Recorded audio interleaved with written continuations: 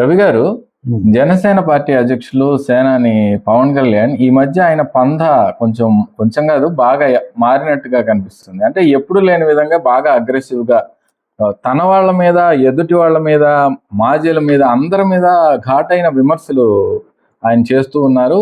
అంతేకాక ప్రభుత్వంలోని అధికారుల మీద, ఇన్ఛార్జీల మీద కూడా ఆయన కోపం ప్రదర్శిస్తూ ఉన్నారు. ఏంటి సార్ ఈ మార్పుకి ఏంటి కారణం? బహుశా రాజకీయ పరిణామాలు ఒకటేమో తమిళనాడు ఫలితాల తర్వాత ఆయన నిన్న కాక మొన్న వచ్చి నేరుగా ముఖ్యమంత్రి అయిపోయాడు, మనమేమో 12 ఏళ్ళ నుంచి కూడా ఉప ముఖ్యమంత్రి అనే వ్యాఖ్యలు కొన్ని రావటం. రెండవది వైసీపీ వాళ్ళు దాన్ని ఆధారంగా చేసుకొని దానికి ధైర్యం ఉండాలి, ఇది ఉండాలని వాళ్ళు క్యారికేచర్లు కొంచెం అపహాస్యం చేసే విధంగా వాళ్ళు మాట్లాడటం. మూడోది నారా లోకేష్ ప్రమోట్ అయిపోయి ఇంకా అంతా అతను ముఖ్యమంత్రి, అంతా అతని చుట్టూ తిరుగుతుంది, కూటమికి ఇంకా అతనే సారథి. ఈ పద్ధతిలో వచ్చినప్పుడు చంద్రబాబు 15 ఏళ్ళు ముఖ్యమంత్రిగా ఉండాలి, చంద్రబాబు నాయకత్వం, చంద్రబాబు సారథ్యం అని చెప్పడం వేరు. నారా లోకేష్ ఇంకా అన్నప్పుడు సాధారణంగా అభినందించుతాడు పవన్ కళ్యాణ్ కూడా, కానీ దాన్ని ఒక వాస్తవిక రూపం వచ్చినప్పుడు దాన్ని స్వీకరించడము, దాంతో రీఅడ్జస్ట్మెంట్, సర్దుబాటు, పునఃపొందిక అంటమే, బహుశా దానివల్ల వచ్చింది కూడా కావచ్చు. అన్నిటికంటే ముఖ్యంగా ఈ సోషల్ ఈక్వేషన్, సామాజిక సమీకరణాలకు సంబంధించి తీవ్రమైన ప్రశ్నలు.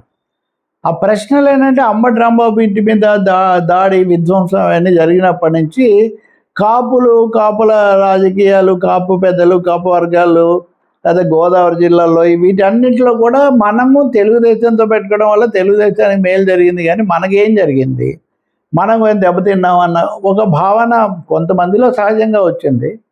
కొంత వైసీపీ వాళ్ళు కూడా దాన్ని మరి కొంచెం పెంచే ప్రయత్నం వాళ్ళు చేశారు. మూడోది, మనం ఎంతసేపటికి అనుబంధ పాత్ర అయిపోతుంది కానీ అధినాయకత్వ పాత్ర మనకు లేదు కదా, ఆకర్షణ తప్ప.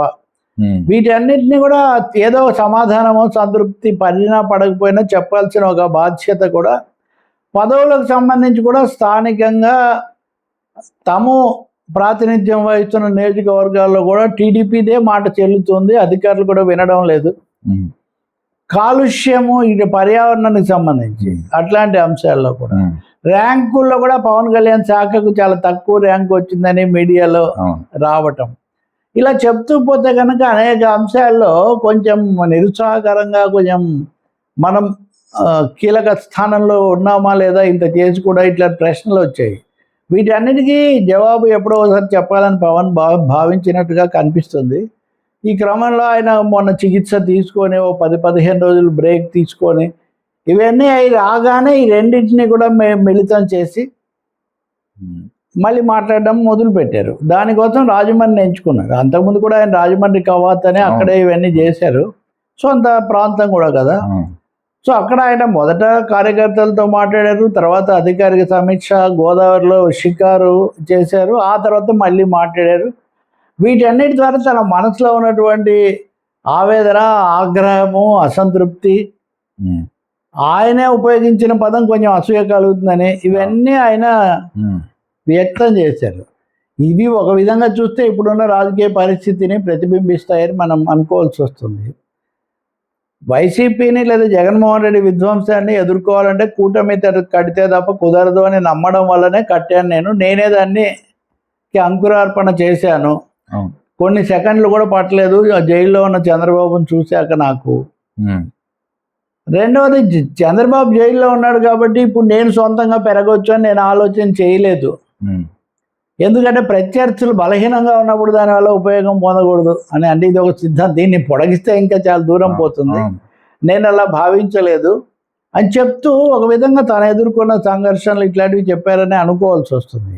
విజయ్నితో పోలిక ఎందుకని మొదట్లో కోపడ్డారు, కానీ ఆయన మొన్న తనే పోల్చుకొని వాడు ద్రవిడ భావజాలంతో పైనుంచి కింది వరకు ఒకటే విధంగా ఉంటారు, కానీ మన దగ్గర మటుకు ఆ జిల్లాలో వేరు, ఈ జిల్లాలో వేరు, మేము ఎవరినో పెడితే ఎవరిని కూడా ఒప్పుకోరు, అందుకే అసలు ప్రకాశం జిల్లా కమిటీని రద్దు చేసి పడేస్తున్నాను. నాదెండ్ల మనోహరే ఉంటాడు, ఆయన చేసిన కీలకమైన ప్రకటన. నాదెండ్ల మనోహర్ మనతో ఉంటే చాలా మంది అంటుంటారు, కానీ నాదెండ్ల మనోహరే ఉంటాడు, ఇష్టం వచ్చిన వాళ్ళు ఉండండి లేకపోతే లేదన్న పద్ధతిలో నేనే కమాండర్ను. ఆయన కమాండర్, ఆయన పేరే సేనాని కాదన్నది ఎవరు లేరు, కానీ తెలియకుండా ఈ చాప కింద నీళ్ళగా ఈ అంటే అసలు ఆయన కూడా అదే మాట చెప్పారు సార్. మీరు అందరూ సేన అని అంటూ ఉంటారు కానీ నేను ఎప్పుడు అలా ప్రవర్తించలేదు, ఇక నుంచి అలాగే ప్రవర్తించబోతున్నాను. అది నిజమే, ఆయన్ని చేయడానికి కాదని కూడా ఎవరు అన్నది లేదు. రెండవది నేను కులం కోసం వచ్చానా, పదవి కోసం వచ్చానా అంటే అవన్నీ కూడా షేడ్స్ కనిపిస్తూనే ఉన్నాయి కదా. మీరు అనేకసార్లు ఆ పెద్దలను కూడా పిలిచారు, వాళ్ళ ఎజెండాలు తీసుకున్నారు. అలాగే మీ అభిమానులందరూ సీఎం సీఎం అని అరుస్తుంటే మీరు ఓట్లు వేస్తే సీఎం అవుతాను కానీ లేకపోతే కానని మీరు అన్నారు. అందుకని ఏ సంకేతాలు ఇవ్వలేదు, అంత ఏదో వాళ్ళకి వాళ్ళు అనుకున్నారంటే కూడా అది కూడా అవాస్తవమే, జరిగింది. కానీ ఇప్పటికి వచ్చేసరికి అన్నీ నా మీద పెట్టి నేను ఎంత కష్టపడితే పార్టీని నిలబెట్టాను.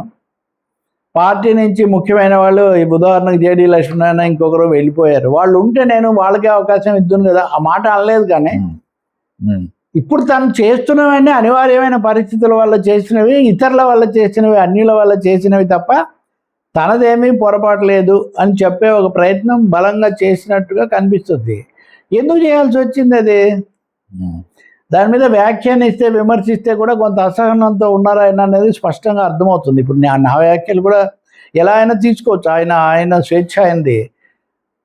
కానీ ఎందుకు చేయాలి? మీరు అనుకున్నట్టే అవతల వాళ్ళ ఎందుకు అనుకోవాలి? మీరు ఇంకా భిన్నంగా ఉండాలని వాళ్ళు భావించుండొచ్చు, మీ కార్యకర్తలైనా బయట వాళ్ళు కూడా. ఉదాహరణకు నన్ను అంటే పర్వాలేదు, అమిత్ షాని అన్నారు అంటే అమిత్ షాని ఎందుకు అన్నారు? అమిత్ షాను, నరేంద్ర మోదీని ఈ దేశంలో అందరూ బలపరుస్తారు. వాళ్ళకు 240 స్థానాలే కదా లోక్సభలో ఉన్నాయి, మిగిలిన 300 స్థానాలు వేరే పార్టీలకే కదా ఉన్నాయి. వాళ్ళందరికీ ఏమి అమిత్ షా ఆరాధ్య దైవమేమీ కాదు కదా. అలాగే రాజకీయ విధానాలు మారుతాయి, మనుషుల అభిప్రాయాలు మారుతాయి. 2014లో మీరు పార్టీ పెట్టినప్పటి నుంచి 2024లో తెలుగుదేశంతో కలిసినంత వరకు ఎన్ని దశల్లో ఎన్ని విధాలుగా మారారు. ఇంకా కొంచెం వెనక్కి వెళ్తే 2009లో మీరు యువరాజ్యం అధినేతగా ఉన్నప్పటి నుంచి పోలిస్తే ఇంకెన్ని విధాలుగా మారారు. కాబట్టి కొంత వాస్తవాన్ని జీర్ణం చేసుకోవటము, రెండోది తన కష్టము, తన నిజాయితీ, వాటితో పాటు విమర్శకులు లేకపోతే అనుయాయులు, అనుచరులు వాళ్ళు చెప్పే దాంట్లో కూడా వాస్తవం ఉందేమో తెలుసుకోవడం, ఇవి రెండు జరగాల్సి ఉంటుంది. అది కొంచెం ఆయన కష్టంగా ఉన్నట్టుగా ఉంది అనేది మనకు అర్థమవుతుంది. మూడోది, మొత్తంలో బీజేపీ ప్రస్తావన కొంచెం తక్కువగా ఉంది నిజానికి. అంటే బీజేపీ నుంచి ఆయనకి ఈ మధ్యకాలంలో కొత్తగా రాలేదేమో, వాళ్ళు అంతకంతకు తెలుగుదేశము, నారా లోకేష్ హాట్ లైన్ అది పెరిగిపోవటం కూడా దీనికి కొంత కారణమేమో అని అనిపిస్తుంది. నేను అంత చిన్న వాటికే ప్రభావితం అవుతాను. రాజకీయాల్లో ఏది చిన్నది కాదు, ఏది పెద్దది కాదు. ఇంకా చివరిది స్థానిక ఎన్నికల్లో ఏం చేయాలి? ఇన్ని పదవులు ఇచ్చాను కాబట్టి అందరూ చాలా ఉత్సాహంగా ఇంకా చాలా దూసుకుపోతారు అనుకుంటే కొరతలు ఎక్కువయ్యాయి, ఫిర్యాదులు ఎక్కువయ్యాయి. నేను తెలుగుదేశం కోసం నేనెందుకు పనిచేస్తాను, ఆ మాట కూడా ఒకటి వాడారు. కాబట్టి మీరు సరైన అభ్యర్థులను తీసుకొని వస్తే రేపు స్థానిక ఎన్నికల్లో మనం తప్పకుండా మన ప్రయత్నం మనం చేద్దాం. కాబట్టి ఐఎమ్ ఇన్ ప్లేస్, నేను పెట్టిన ప్రణాళిక ప్రకారం నేను ఉన్నాను. కొంతమంది అది ఇదైనా సరే మధ్యలో కొన్నిసార్లు వామపక్షాల మీద లేదా సనాతనత్వం ఇట్లాంటివి కూడా ప్రస్తావించారు. కానీ ఈసారి మటుకు ఈ దఫా ఆయన దృష్టి ఎక్కువగా అంతర్గత సమస్యల మీద, కొంతమంది వీటిని తేవటం మీద ఉంది. దీనికి క్లైమాక్స్ ఈ కులం మాటలు మానండి. కొంతమంది కులం నాయకులుగా ఉన్న వాళ్ళు ఉన్నారు, వాళ్ళు చేసిన వ్యాఖ్యలు ఆయన పేరుతో సహా తీసి, వాళ్ళ పేరు కూడా నేను మీకు ఎప్పుడైనా చెప్పానా, మీరు ఇవన్నీ మాట్లాడితే నాకేంటి జవాబుదారి అని కూడా, అంటే వాళ్ళ పట్ల కూడా నాకేం బాధ్యత లేదు, వాళ్ళందరూ ఓట్లు వేస్తే నేను మొదట గెలిచుండేవాడిని కదా అని కూడా. కాబట్టి కొంత అంతర్గత పరిస్థితి, రెండోది ఆయనలో ఏదో అంతర్గర్భితంగా ఉన్నటువంటి ఆగ్రహం. విమర్శకులు లేకపోతే ప్రత్యర్థులు అయితే ఇదంతా ఒక విధమైన నిరుత్సాహం, నిస్పృహతో మాట్లాడుతున్నాడని అంటారు. కానీ నిస్పృహ ఉందో లేదో కానీ ఆయన అది కూడా అంటున్నాడు కదా, నేను 12 ఏళ్ళు నడిచాను, నిలబెట్టడానికి ఎన్నో కష్టాలు పడ్డాను, ఇప్పుడు ఇది నిలబడకపోతే నేను మళ్ళీ వెళ్తే నేను మళ్ళీ ఇంత ముందులాగా నా స్టార్డమ్ నాకు ఉంటుంది. సో ఇంకా ఆయన చెప్పండి ఏం లేదు. మామూలుగా ఒక నాయకుడు తన పార్టీ సమావేశంలో ఇంత బహిరంగంగా చెప్పడం జరగదు. చెప్పాల్సి వచ్చింది, చెప్తేనే మేలు జరుగుతుందని ఆయన భావించినట్టుగా ఉన్నారు. ఇలాగే కొనసాగిస్తారా?